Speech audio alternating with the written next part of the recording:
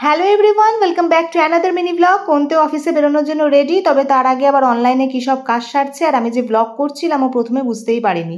কিচেনের update, already পনিরের একটা প্রিপারেশন হয়ে গেছে, দিদি এখানে থোড়ের প্রিপারেশন নিচ্ছেন, কাকরোলের ভেতরে স্টাফিং দিয়ে কি এক ধরনের বড়া ফ্রাই করে রেখেছেন, আর এই মুহূর্তে দিদি মশলা বাটছেন। ওদিকে আরও অনেক কিছু রান্না হয়েছে।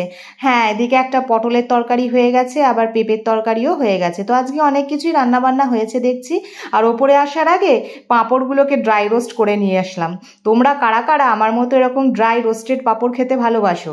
ভেবেছিলাম পাঁপড়টা ফিনিশ করে ফ্রেশ হতে যাব, কিন্তু মনটা আবার কেমন চা চা করে উঠলো, তাই সেকেন্ড টাইম চা বানিয়ে নিয়ে চলে এলাম। এরপর যাব ফ্রেশ হতে। ফ্রেশ হয়ে লাঞ্চ কমপ্লিট করে ঝোলা থেকে কি বার করছি, আরে কোনতেও সেই মিটিংয়ে গেছিল না গতকাল, বাড়ি ফেরার পথে আমার জন্য এই হজমিগুলি শিশিগুলো নিয়ে এসছে। এগুলো আমি ভীষণ পছন্দ করি। দেখো কতটা অলরেডি খেয়ে নিয়েছি। তো 3টে শিশি নিয়ে এসেছিল। এটা আবার একটা নতুন ফ্লেভার, এটাও কতটা খেয়ে শেষ করেছি দেখেছো।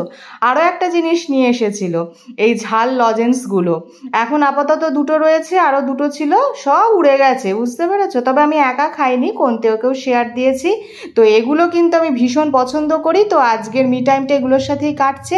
Good evening. এই মুহূর্তে যাচ্ছি নিজের সেলফ কেয়ারের জন্য। শুধুমাত্র সংসারের দিকে দেখলেই চলবে, নিজের টেক কেয়ারও তো করতে হবে। আর বাসন স্কচ ব্রাইট দিয়ে ঘষলেও চলবে না, নিজেরও ঘষা মাজার প্রয়োজন আছে। তো সেই কারণে নিজের ঘষা মাজা করার জন্য এই মুহূর্তে রয়েছি পার্লারে। আর খানিকক্ষণ আগে পার্লার থেকে বাড়ি ফিরলাম। আর আমার ফেসে কি কিছু চেঞ্জেস লক্ষ্য করছো? কিছু বোঝা যাচ্ছে না? কিছুই বোঝা যাচ্ছে না, জানিও কিন্তু কমেন্টে।